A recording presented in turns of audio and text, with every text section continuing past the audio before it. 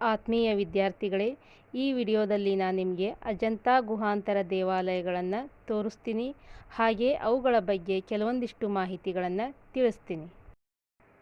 ಭಾರತೀಯ ಗೋಡೆ ಬರಹಗಳಿಗೆ ಪ್ರಸಿದ್ಧವಾದಂತಹ ಈ ಅಜಂತಾ ಗುಹಾಂತರ ದೇವಾಲಯಗಳು ಇರುವುದು ಮಹಾರಾಷ್ಟ್ರ ರಾಜ್ಯದ ಔರಂಗಾಬಾದ್ ಜಿಲ್ಲೆಯ ಅಜಂತಾ ಗ್ರಾಮದಿಂದ 7 ಕಿಲೋಮೀಟರ್ ದೂರದಲ್ಲಿರುವಂತಹ ಪಶ್ಚಿಮ ಘಟ್ಟದ ಜ್ವಾಲಾಮುಖಿ ಪರ್ವತಗಳಲ್ಲಿ ಇವುಗಳನ್ನು ನಿರ್ಮಿಸಲಾಗಿದೆ.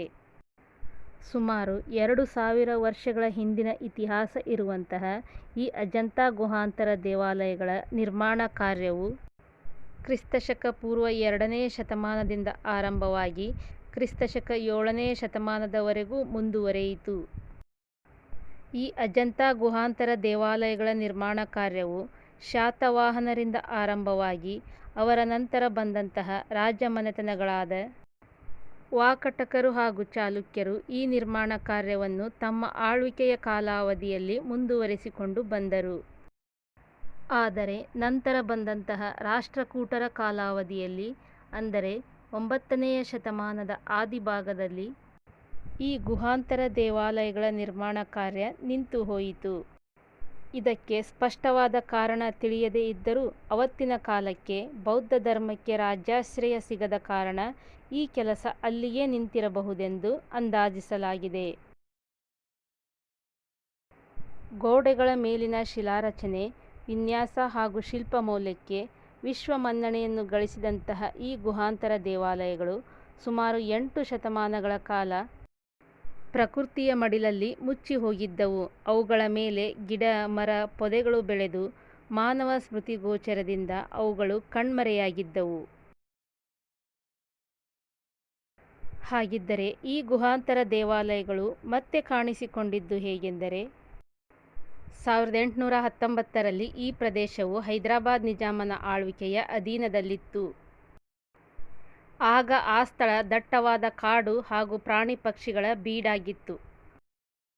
ಆ ದಿನಮಾನಗಳಲ್ಲಿ ರಾಜರು ಹಾಗೂ ಅವರ ಪ್ರತಿನಿಧಿಗಳು ಮತ್ತು ಬ್ರಿಟಿಷ್ ಅಧಿಕಾರಿಗಳು ಇಲ್ಲಿಗೆ ಮೋಜಿನ ಬೇಟೆಗಾಗಿ ಬರುತ್ತಿದ್ದರು.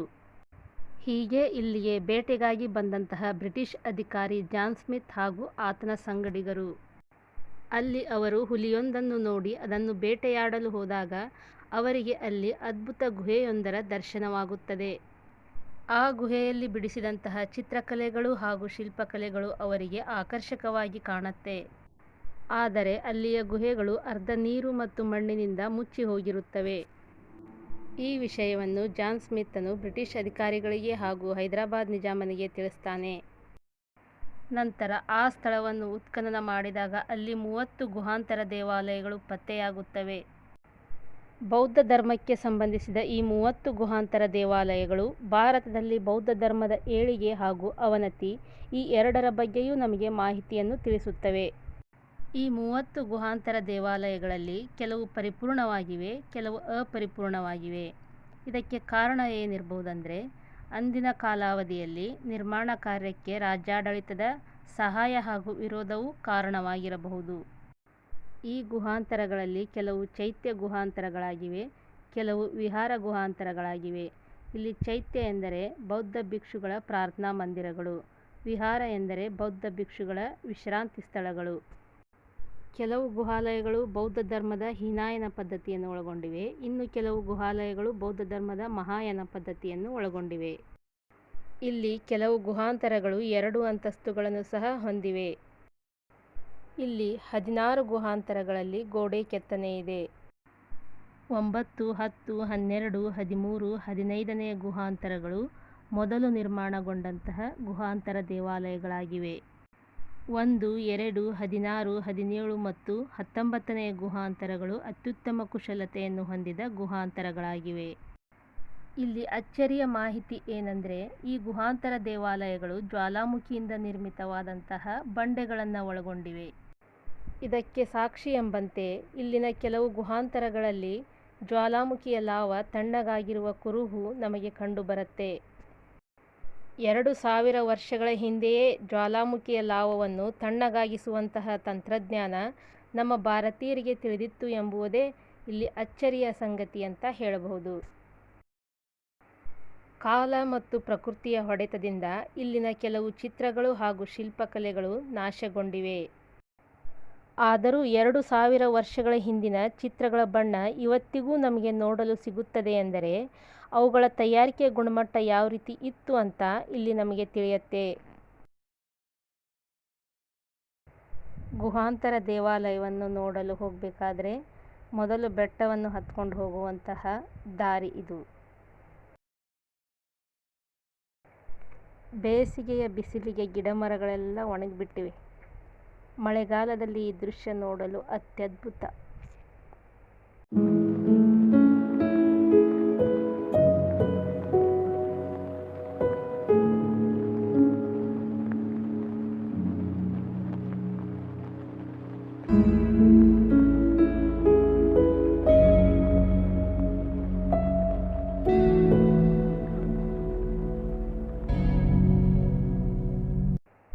ಇದು ಅಜಂತಾದ 1ನೆಯ ಗುಹಾಂತರ ದೇವಾಲಯ. ಅತ್ಯುತ್ತಮ ಕುಶಲತೆಯನ್ನು ಹೊಂದಿರುವ ಗುಹಾಂತರಗಳಲ್ಲಿ ಇದು ಕೂಡ ಒಂದಾಗಿದೆ. ಇದು ಬೌದ್ಧ ಧರ್ಮದ ವಿಹಾರ ಶೈಲಿಯಲ್ಲಿರುವಂತಹ ಗುಹಾಂತರ.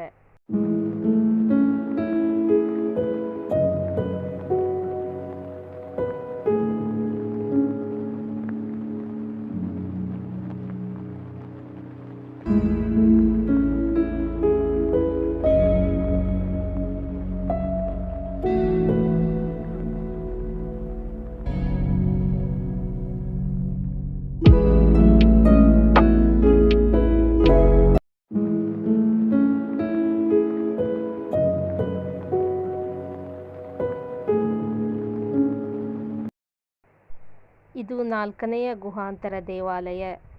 ಇಲ್ಲಿರುವ 30 ಗುಹಾಂತರ ದೇವಾಲಯಗಳಲ್ಲಿ ಅತಿ ದೊಡ್ಡ ಗುಹಾಂತರ ದೇವಾಲಯ ಇದಾಗಿದೆ. ಇದು ಕೂಡ ಬೌದ್ಧ ಧರ್ಮದ ವಿಹಾರ ಶೈಲಿಯಲ್ಲಿರುವಂತಹ ಗುಹಾಂತರವಾಗಿದೆ.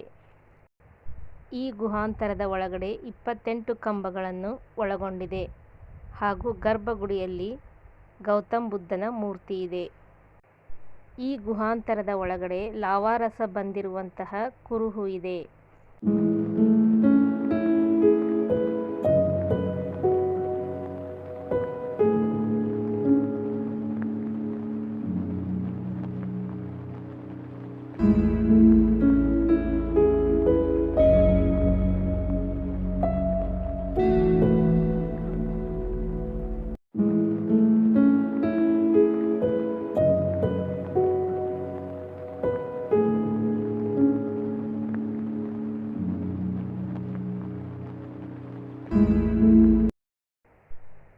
ಇದು ಅಪೂರ್ಣವಾದಂತಹ ಗುಹಾಂತರವಾಗಿದೆ.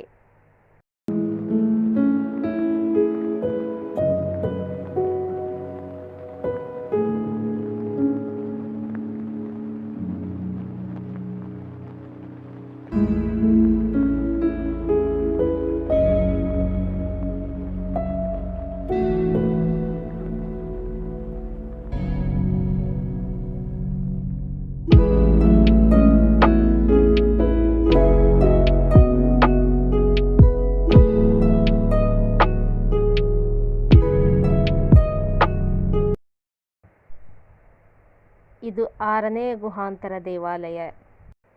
ಇದು 2 ಅಂತಸ್ತುಗಳನ್ನು ಒಳಗೊಂಡಂತಹ ವಿಹಾರವಾಗಿದೆ. ಈ ಗುಹಾಂತರದ ಒಳಗಡೆ ವಿವಿಧ ಭಂಗಿಯಲ್ಲಿರುವ 100 ಸಂಖ್ಯೆಯ ಬುದ್ಧನ ವಿಗ್ರಹಗಳಿವೆ.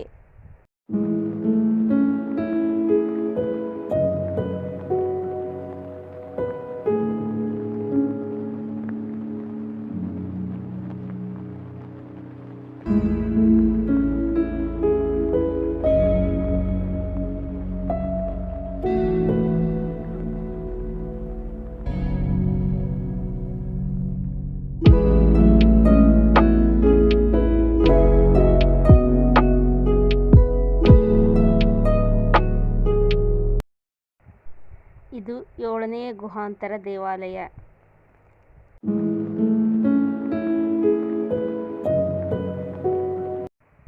ಇದರಲ್ಲಿ ವಿನ್ಯಾಸ ಹಾಗೂ ಸ್ತಂಭಗಳು ವಿಭಿನ್ನವಾದಂತಹ ಶೈಲಿಯಲ್ಲಿವೆ.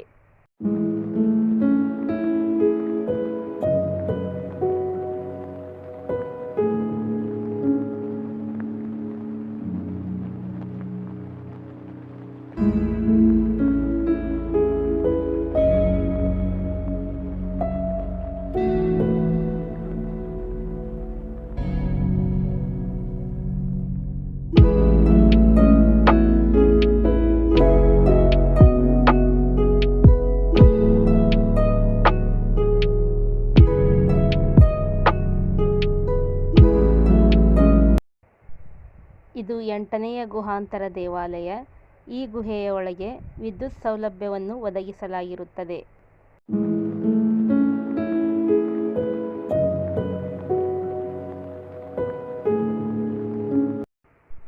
ಇದು 9ನೆಯ ಗುಹಾಂತರ ದೇವಾಲಯವಾಗಿದೆ.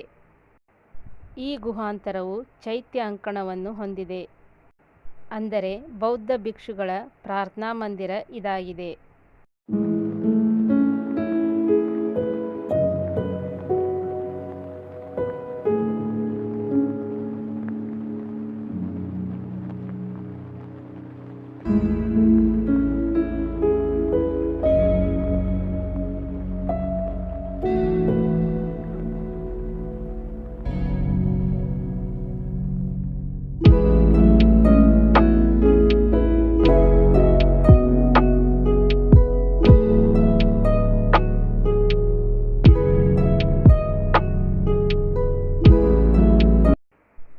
ಈ 9ನೆಯ ಗುಹಾಂತರದ ಒಳಗಡೆ ಈ ರೀತಿಯಾಗಿದೆ. ಈ ಗುಹೆಯ ಗೋಡೆಗಳು ಹಾಗೂ ಕಂಬಗಳ ಮೇಲೆ ದೈನಂದಿನ ಜೀವನಕ್ಕೆ ಸಂಬಂಧಿಸಿದ ವಿಷಯಗಳನ್ನೊಳಗೊಂಡ ಹಲವಾರು ಕಲಾಕೃತಿಗಳು ಇಲ್ಲಿವೆ.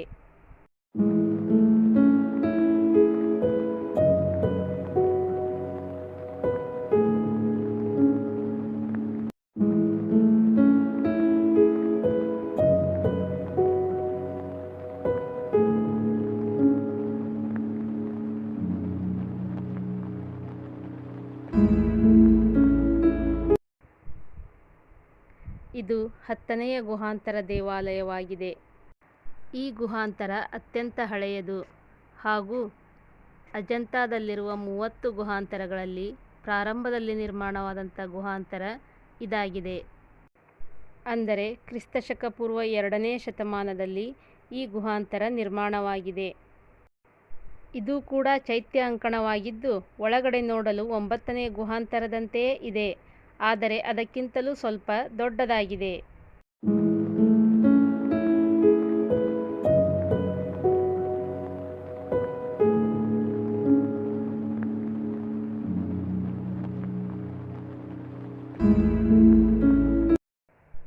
ಇದು 11ನೆಯ ಗುಹಾಂತರ ದೇವಾಲಯ.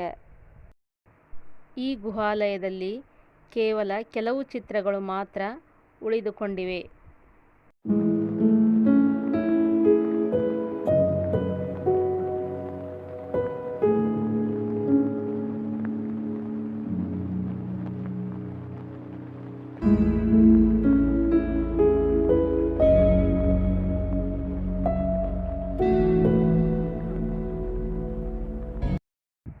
ಇದು 12ನೆಯ ಗುಹಾಂತರವಾಗಿದ್ದು ಹೀನಯಾನ ವಿಹಾರ ಶೈಲಿಯಲ್ಲಿದೆ.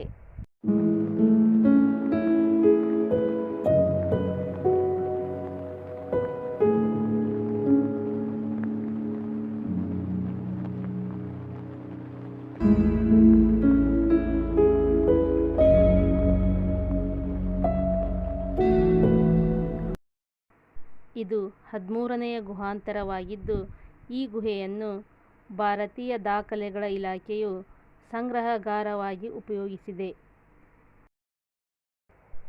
ಇದು 15ನೆಯ ಗುಹಾಂತರ ದೇವಾಲಯ.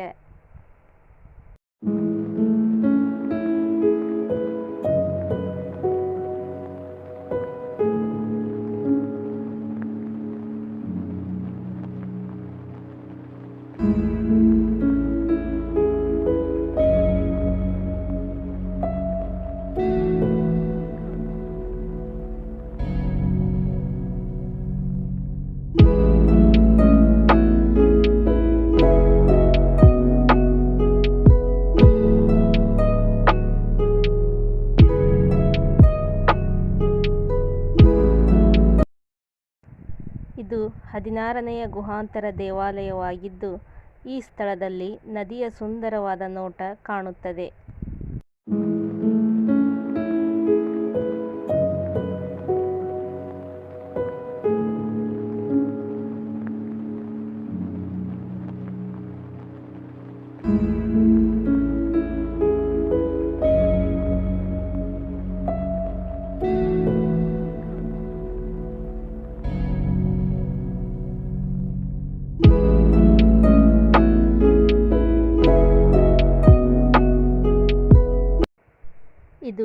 17ನೆಯ ಗುಹಾಂತರವಾಗಿದ್ದು, ಇದರ ವಿನ್ಯಾಸವನ್ನು ಸಹ ಗುಹಾಂತರ 16ರಂತೆಯೇ ಮಾಡಲಾಗಿದೆ.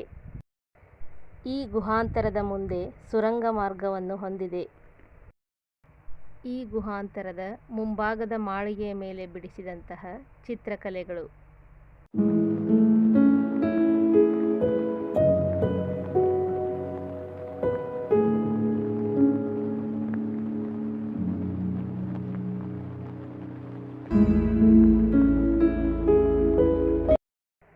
ಹದಿನೇಳನೆಯ ಗುಹಾಂತರ ದೇವಾಲಯದ ಒಳಗಿನ ದೃಶ್ಯವಿದು.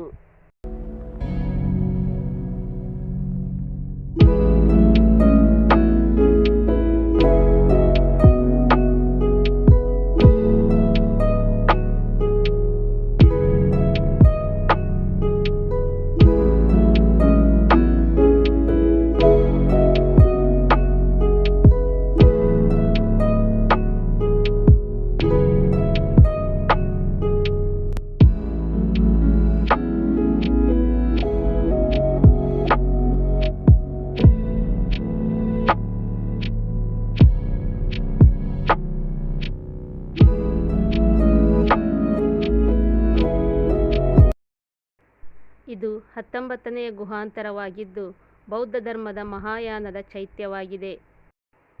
ಈ ಗುಹಾಂತರದ ಮುಂಭಾಗವನ್ನು ಹಲವು ಬೌದ್ಧ ವಿಗ್ರಹಗಳೊಂದಿಗೆ ಅತ್ಯಂತ ಸುಂದರವಾಗಿಯೂ ಭವ್ಯವಾಗಿಯೂ ರಚಿಸಲಾಗಿದೆ.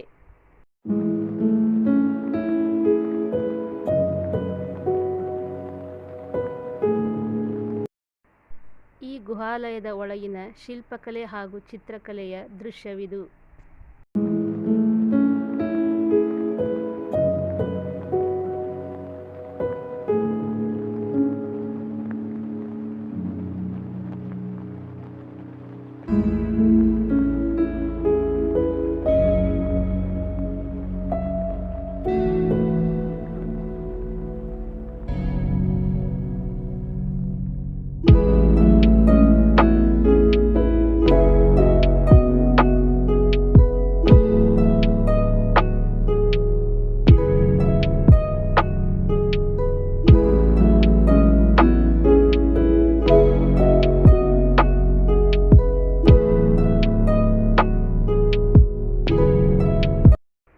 ಇದು 20ನೆಯ ಗುಹಾಂತರವಾಗಿದೆ.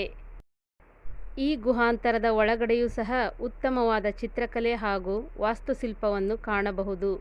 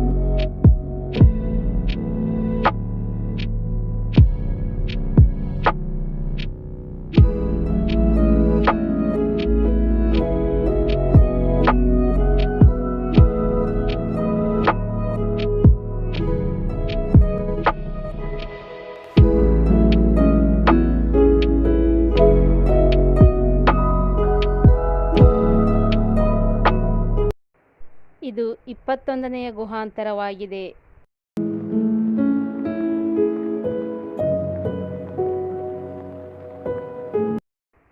ಈ ಗುಹಾಂತರದ ಒಳಗಡೆಯೂ ಸಹ ಅನೇಕ ಸುಂದರವಾದ ಚಿತ್ರಗಳು ಹಾಗೂ ಆಕರ್ಷಕವಾದ ಕೆತ್ತನೆಗಳಿವೆ.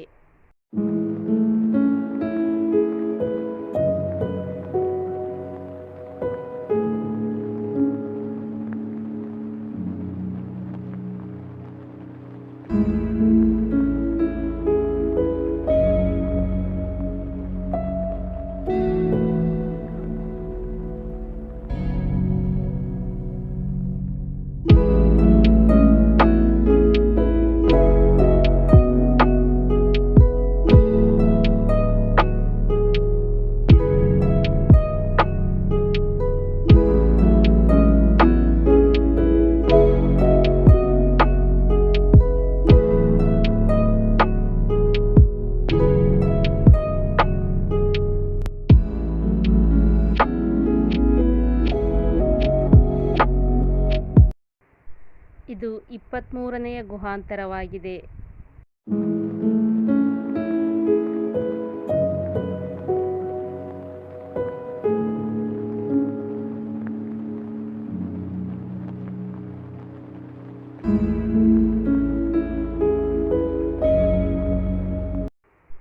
ಈ ಗುಹಾಂತರವು ಅಪೂರ್ಣವಾದ ಗುಹಾಂತರವಾಗಿದೆ.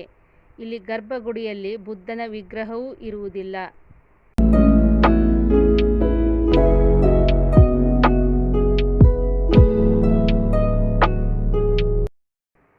ಇದು 24ನೆಯ ಗುಹಾಂತರವಾಗಿದೆ. ಈ ಗುಹಾಂತರವೂ ಸಹ ಅಪೂರ್ಣವಾಗಿದೆ.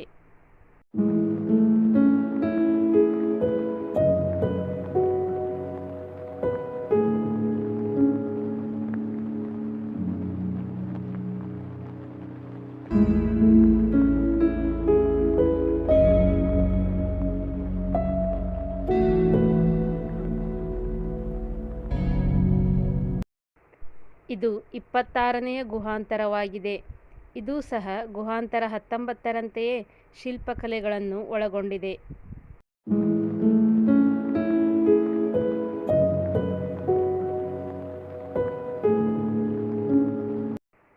ಈ ಗುಹಾಂತರದ ಒಳಗಿನ ಕಲಾಕೃತಿಯ ದೃಶ್ಯವಿದು. ಈ ಗುಹೆಯಲ್ಲಿ ಮಲಗಿರುವ ಬುದ್ಧನ ವಿಗ್ರಹವಿದೆ. ಹಾಗೆಯೇ ಆ ವಿಗ್ರಹದ ಮೇಲ್ಗಡೆ ಸ್ವಾಗತಿಸುತ್ತಿರುವ ದೇವತೆಗಳು ಹಾಗೂ ವಿಗ್ರಹದ ಕೆಳಗಡೆ ದುಃಖಿಸುತ್ತಿರುವ ಜನರ ದೃಶ್ಯವಿದೆ.